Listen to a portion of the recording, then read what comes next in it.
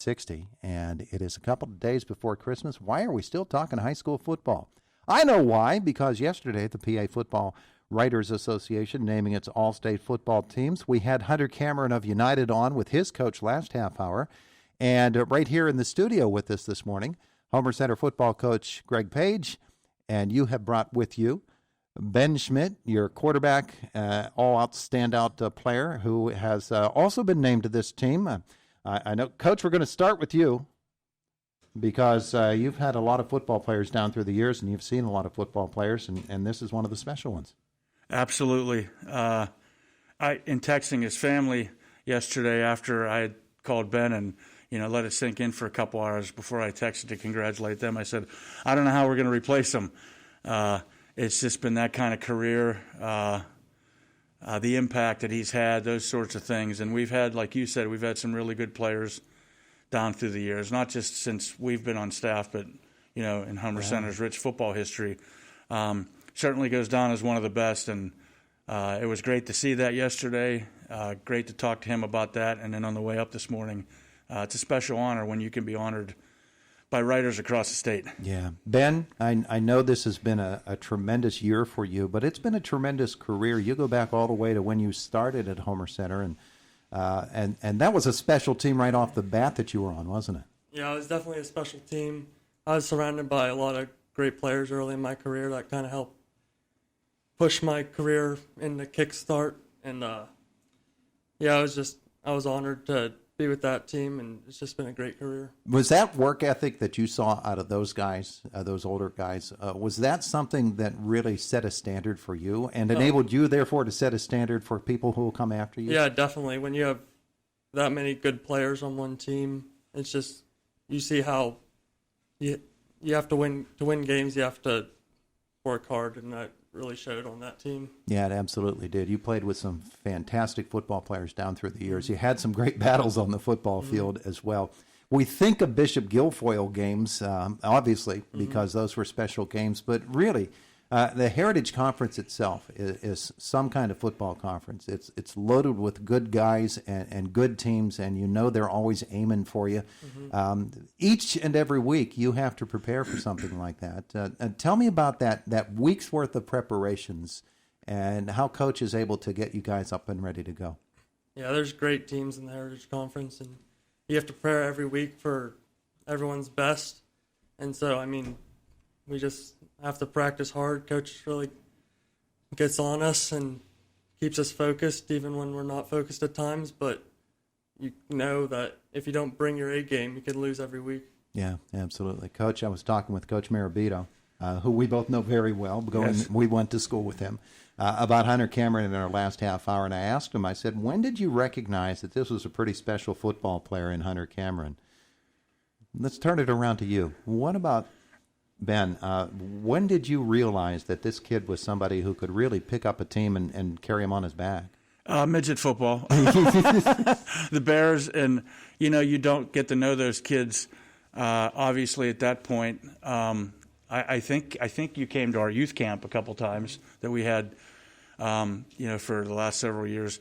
But anyway, his name was on the radar. And, of course, you, as a varsity coach, you kind of take that with a grain of salt because you don't know how kids are going to continue, if they're going to continue to be a dominant player at the next level, or if they'll kind of, other people will, quote, catch up to them, or they'll kind of assimilate a little bit more in the ordinary fashion. Well, Ben never really did. In 7th and 8th grade then as a junior high quarterback, which obviously is still more low-key than varsity, he had a great 2 years. And then, we looked at it, and it was one of those deals where we said, talked as a staff in the offseason prior to his freshman year that we knew we had, as he referenced, and you did too, some great pieces coming back to the 17 season. And we thought, well, we're gonna give him a shot. We're gonna go with it and see how it works. And it was one of those things where he got into it pretty quick with those guys. And you have to. It's not just as simple as plugging a kid in. You gotta. I hope he brought us some, too. Mark Purdy just came in with sandwiches and 2 coffee-soaked stat sheets. But, it's not just as simple as plugging him in and saying he's going to be our starting quarterback. That's a role where those older guys who he said it. They're competitive. They had good, tough-nosed football mindsets. His older brother was one of them on that team, which probably helped him, to get into it a little bit better with those guys, having the older brother in the family structure. But those guys had to accept him, and it was good. I mean, those guys weren't easy.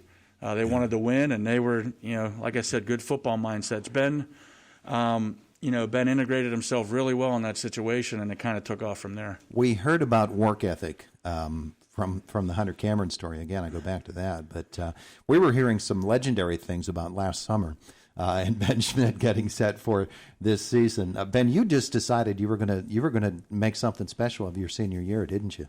Yeah, I mean, it's your last go-around. You have to put in all the work to make it the best it can be. Pretty much opened up the weight room yourself and closed it down every night. Yeah, I tried. As this senior season of yours began to unfold, and the sheets that Mark just brought in really do tell a story. I mean, in your freshman year, your total offense, your combined rushing and passing, 1,263, then 2,089 as a sophomore, 2,400 as a junior. Senior year, almost 3,000, 2,915 for 8,761 rush and pass yards. As you see a season coming along and you see the opportunities that your football team has, it takes a little bit of vision to decide, okay, this is a chance to be a really special team this year. And it seems like you recognized that pretty early and decided you're going to do your best to make that happen. Yeah, I mean, we've been looking forward to our senior year for forever, and we knew we had a good chance to be really good. So I was going to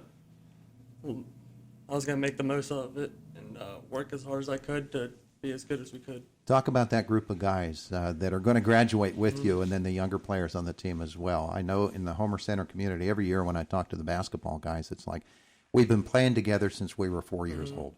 Yeah. And that's the case with you, too. Yeah, I mean, my class, we've been playing together for forever. We've been looking forward to playing varsity football together for forever, and we just have a great group of guys. They're fun to be around, love to play football, and just a great group. You think about all the guys that you've had to play with. You've had big guys up front that have kept the defense off your back. They've opened up holes for you, and you've had runners that can hit the hole. You've got guys that can get out in the pass pattern. They can catch the football. It's a really special group of athletes, isn't it? Yeah, it is. That we have athletes all over the floor or all over the field. My line is, I give a lot of credit to where I'm standing here. They did a lot for me. I wouldn't be here without the line. So, and we have athletes, like, they just make plays. Yeah. Got the news yesterday. What did that feel like? Well, I mean, I was obviously surprised, and I was happy. It's pretty special just being mentioned to be the best player in this. Well, not the best player, but one of the best players in the state. And it's just, you see names that you're up compared with, and it's just great to be mentioned in that same category. Absolutely. Coach, the work ethic, the talent which surrounds him on this team, you have always been, from the time I've known you since a kid, somebody who really embraces the whole concept of team. When you get team leaders like Ben, like some of those other fellas, you got something special going on. Yeah, Ben reflected on the seniors, and it was an interesting group of guys. We have, we have some guys that, our four captains with Ben and Drew Kaufman, Micah Hurd, and Travis Mock really stepped up their leadership and led by example. And then we had some other guys, guys from different backgrounds and things like that, and different football backgrounds, and they all kind of melded together. We had some gritty guys that just that loved the game, and just like these guys did, and brought to the team different aspects, different things that kind of help make it all click together. So we talk about that. It's something that can't be understated, the leadership and the chemistry on a team. Yeah, absolutely. Ben, I know you ran for a bunch of touchdowns. You threw a bunch of touchdowns. Which feels better to you, standing back there and hitting a receiver or seeing a hole and taking off? That's a tough one. Either one's fine by you, huh? I mean, I love both of them, but I think you get more gratification out of running for a touchdown. It's just, I don't know. Yeah. I thought he was going to say throw. Did you really? Because some of the passes, I just watch the ball in the air and think, is this going to connect? And then more often those are than not, it definitely fun did. too. Well, yeah, it's just the whole idea of a pass being something that's just everybody's watching it through the air. I kind of got bored with him running for touchdowns. Doesn't sound like he got bored by that at all. No, I'm not kidding. But you're right, Coach, when you say that one thing. With a pass play for a touchdown, generally there have to be 5 or 6 things that have to work perfectly in order to complete it the way Coach wants it to happen. And for that to happen as often as it did is pretty darned amazing. The run, you have to have a lot of good things happen as well. And sometimes you might just see something that is completely unexpected. And, hey, there's something that I didn't expect to see and take off. Yeah, definitely. Passing, it also made it really easy. I mentioned before the athletes we had. When you have great athletes, it's easy to get them the ball because they find ways to get open and they just make plays themselves. But, running, you just kind of run. It's instinct takes over. Instinct takes over. Coach, by the way, Bert, you know how Mark Burdick is. He always has to throw something in. He just pointed at you and said he never knew what a pass was until the last couple of years. Well, you know my background. Yeah. And I was a receiver. Yeah. And that's why he never knew what a pass was, because he was a receiver. He wants to take behind-the-scenes credit for, us changing to our spread offense a couple of years ago, which I still hope my dad doesn't even know, because I think he probably wouldn't be too happy about that. But it's been a really, he was perfect for this offense, Ben, really. And so, we thought about that, and, we made the switch. We had an off season to look at some things and put some things in, and then it kind of grows from there. And you can still do some of the things you've normally done. Sure. But with the shotgun and having the ball in his hands every play, as far as going to be a running play or a passing play, and then in some cases with us, it's a run-pass option where, we'll make the decision right after the snap. Yeah. It's good to have a smart, athletic kid back there that also has a lot of talent that can make those things happen. Yeah. So Ben, what's the plan from here? What happens when you're a graduate of Homer Center and you move on to the next stage of life? I'll be going to college, probably playing football. I don't know where yet. IUP is one of my top options right now, and I'll be doing ROTC wherever I go. Yeah. Oh, that's a terrific choice. Terrific choice. All right. Well, gentlemen, it is that Christmas season. Greg, I've known you for many, many years since we were in school together.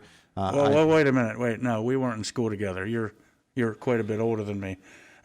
Thanks so much. But I remember you. I appreciate that so very much. As someone who looked down on that tiny little 7th grader, Greg Page, I know that this season of the year is very special to you, your family, and your faith. Now, Ben, your family is a family that is steeped in faith as well. I know that Christ is very important to you at Christmas time as well, isn't it? Yeah, definitely. That's who I attribute all my success to, and I'm just glad I'm able to do something for him. Absolutely. Well, the best of Christmases to you, and a great new year, and wherever your life takes you after this, and your life is just going to take you right back to the hallways at Homer Center, right? That's right. Yeah. Well, the best of holiday seasons to you as well. Merry Christmas. Thank you, Todd. Same to you and your family and the whole crew here at Renda. The coverage is always awesome. I tell Mark that. We speak a lot, and you guys deserve a lot of credit. We appreciate it. Ben Schmidt, Greg Page, thanks so much for coming to visit with us today. You got it. And that video, by the way, boys and girls, on our Facebook page, it is the voice of Indiana County, WCCS 101.1 FM and AM 11 and AM 11 and AM.